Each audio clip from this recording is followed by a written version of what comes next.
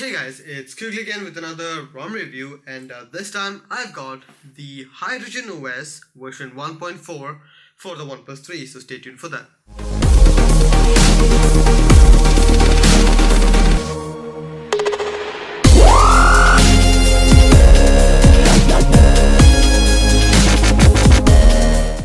So guys, about the ROM, let me just begin this with a statement. This ROM was a hell of a lot of work for me to get it installed.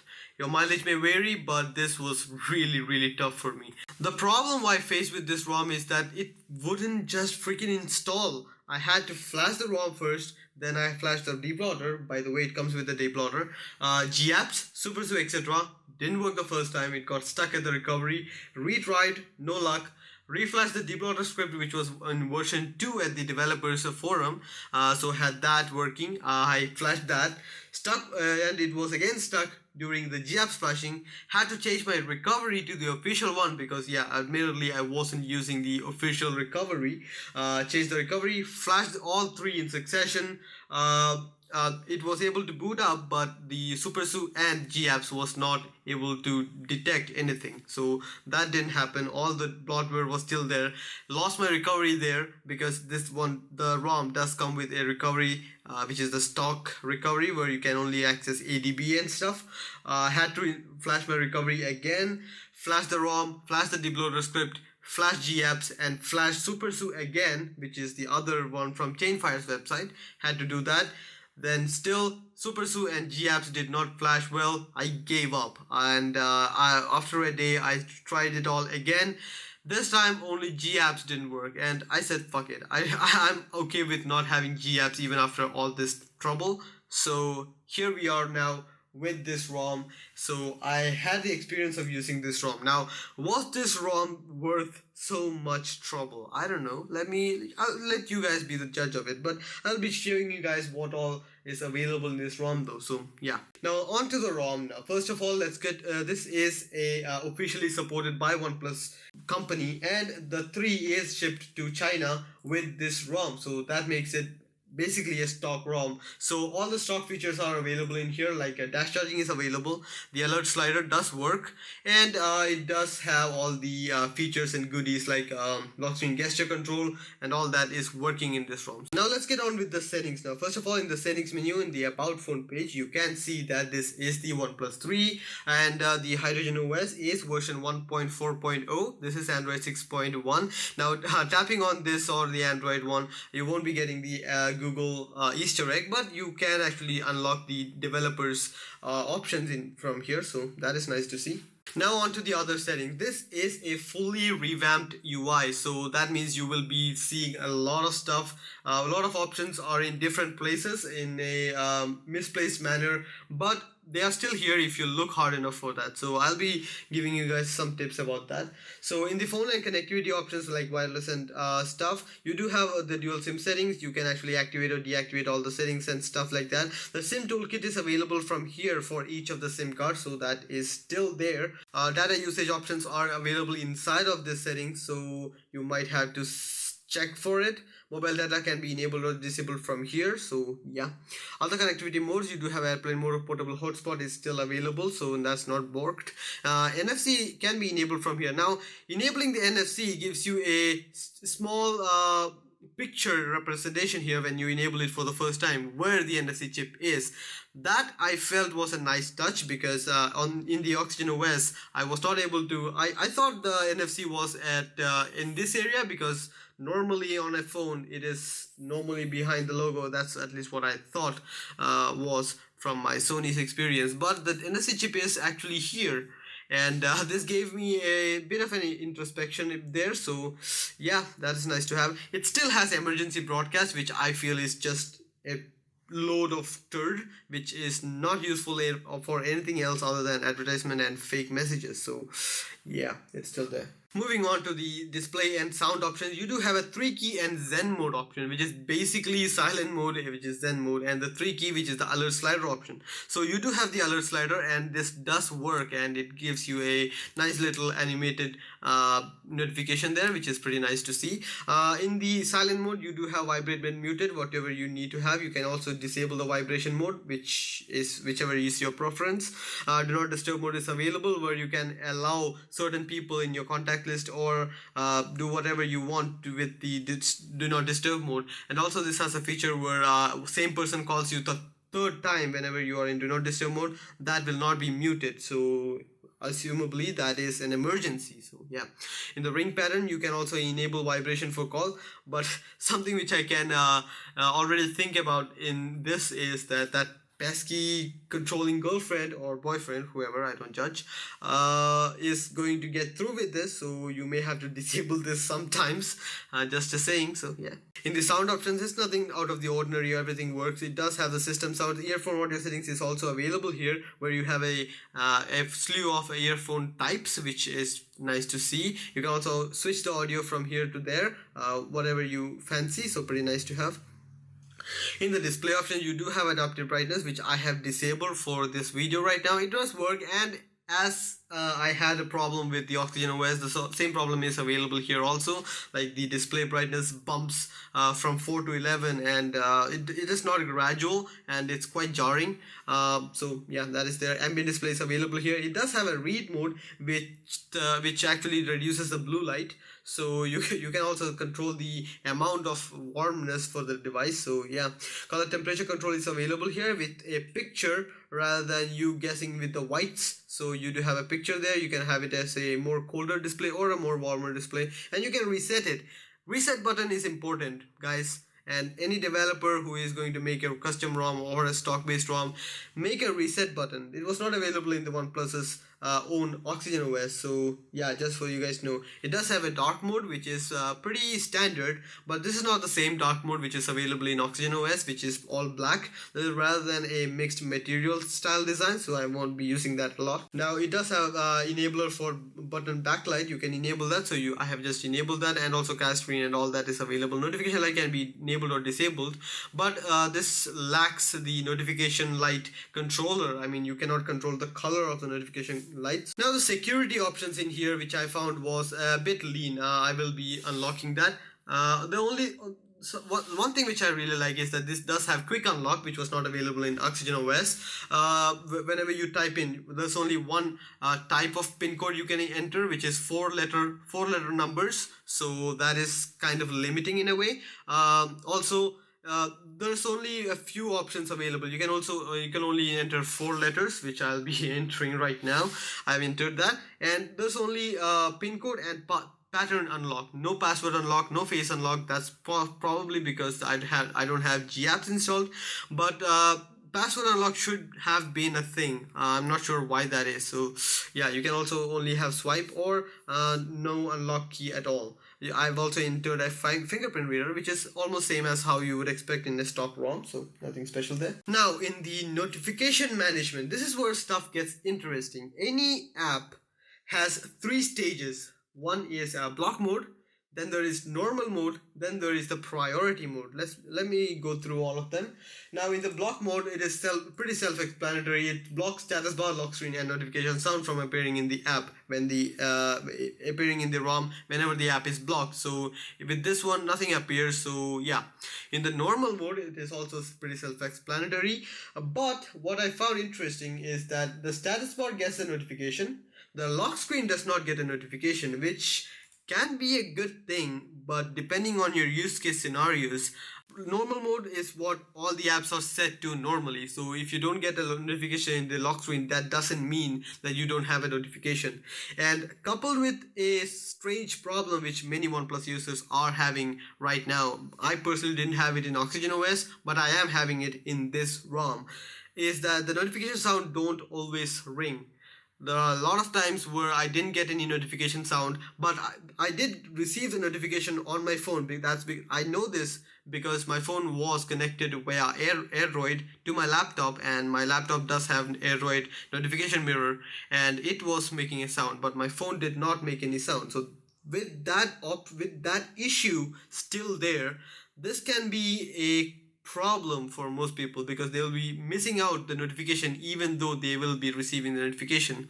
That is a problem. Then there is the priority mode. In the priority mode, the notification is mirrored to the status bar, to the lock screen, and the most of the time I have received notification ringtone or the sound for it. So that's pretty nice to have. So I personally would put everything on priority mode so that I can get the notification on my lock screen every time. So now let's get to the permission handling. In Android, normal Android, which is the Lollipop and Google version, the permission handling was pretty robust. Let me just show you guys. In the SwiftKey keyboard, the permissions here are read messages, read MMS, and read contacts. It is set to ask.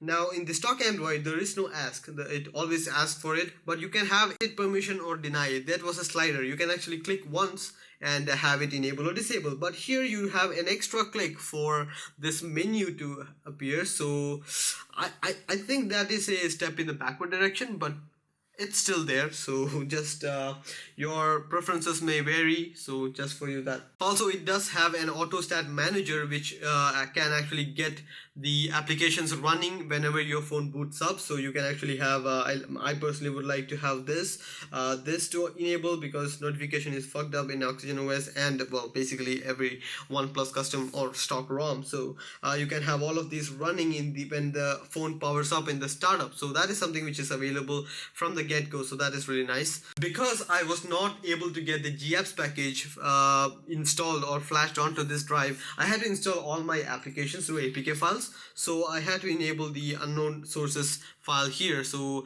that's nice to have right now because I did use this a bit of time and it works. Now rest everything is similar to what you would expect in any other ROM. Now we have IQ settings. In the IQ settings, initially, first of all is the button customization option.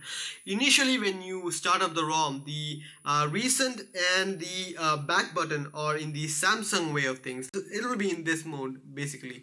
And I had to change it back to this for my previous hand gesture to work. So yeah, that's there. It does have a scheduled power on and off manager, which in my opinion is a waste of time. Basically, I don't really support this. It would have been much better to have a scheduled profile enabler where you can just enable a silent profile then just turn it on and turn it off.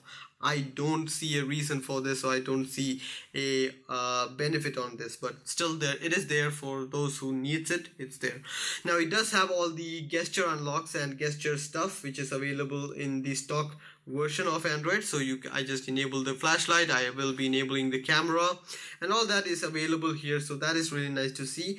Well, in fact, we are in the camera options. It is a stock camera, nothing special here. It will take the photo as it would in any other ROM, which basically has this camera application, and it is not hindered in any way. You still have the automatic options of everything, so that is really nice to see. It also has the play pause music stuff, which I personally do not like to have.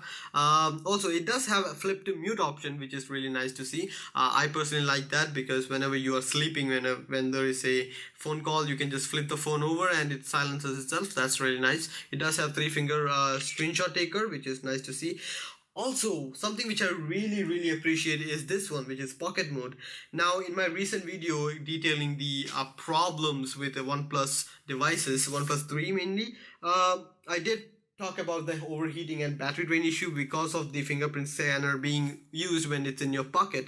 Now, this is what I was talking about, which will prevent that. You can enable this. That means using the proximity sensor, it will detect if the phone is covered up or if the phone is in your pocket, and it will not take any inputs from the fingerprint scanner or the touchscreen. This is also really nice if you have the double tap to wake up the screen enabled, because I had that in my Z3. I had a lot of problems with that. It used to give me errors from AVG antivirus that my phone was being used and the password was wrong for this many times and all that stuff. So this will prevent that. That is really nice to see. Now in the battery life, the device is a stock based Android. I mean, this is stock for this device, so you will get exactly the same as the stock Android. But I was not able to test this because I don't have GApps installed, and GApps is a power hungry service.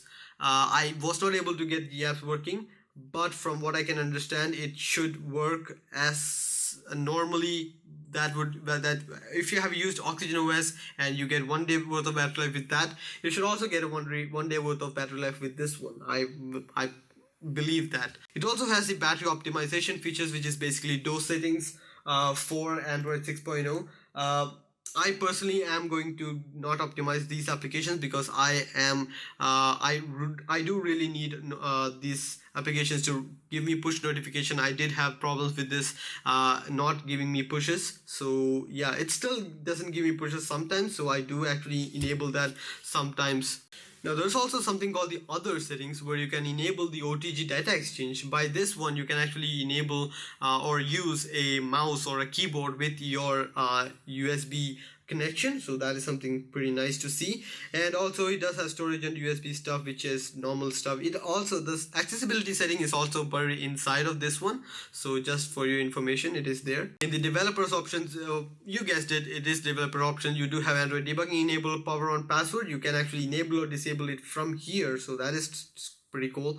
It does have I couldn't see the root option here. I couldn't actually use the root option for ADB and apps in here. It should have been in here, but I couldn't use that. So yeah, it also has the sRGB mode, which you can enable or disable however you want. Wireless display certification, all of that is available here, so pretty nice to have. Now it also has OTA update feature, which is nice to see in any ROM, so that would be pretty nice. Right now I am on the latest version, which is 008 update.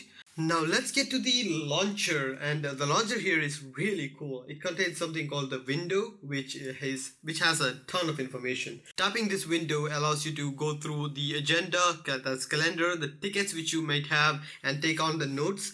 I believe this is the replacement for the OnePlus's shelves, which is available in the Oxygen OS, so that is pretty cool. And long pressing this window will also allow you to go for different styles, get the settings ready. You can also select the different gallery applications from here, so also color scheme can be changed from here, so pretty nice to see. Also blur. Now swiping down anywhere on the launcher does give you the application search window, where you can search for anything which you have installed. And yeah, because there is no app drawer, everything is in the desktop, so it also gives you a page kind of thing here. I've already deblotted everything here, so you may find a lot more when you are downloading this from the H2S website. So the download is a 1.4 gig download. There are a lot of stuff there, and the deblotter script removes everything which is there available, which is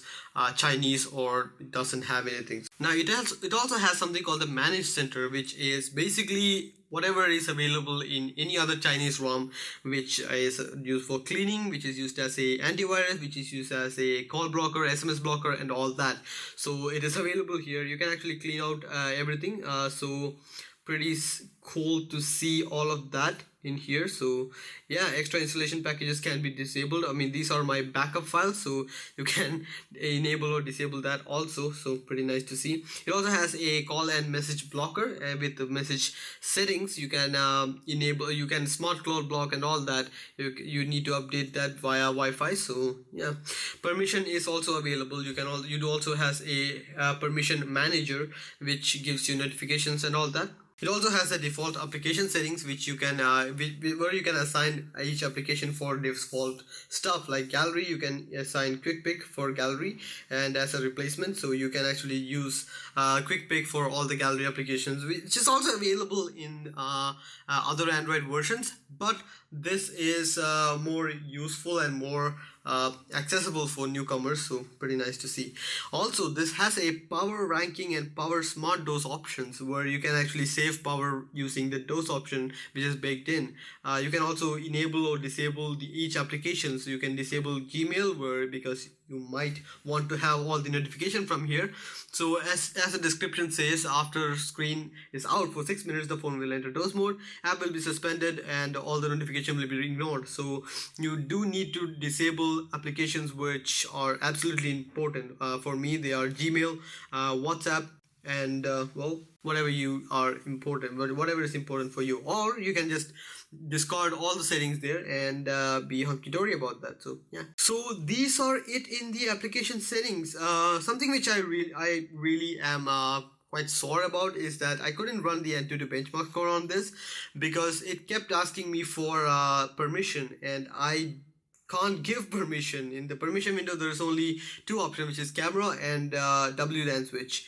These are not the permissions which is required by this application. It requires permission to access the storage, access the powerhouses and all that. It's not available. I couldn't figure it out. If you have, please let me know in the comments so that I can get a proper benchmark out of it. And honestly, from what I can see and what I can feel with this ROM, it is pretty zippy, but it's not going to get past the Oxygen OS or something like Resurrection Remix or any USB based ROM, because this is pretty heavy.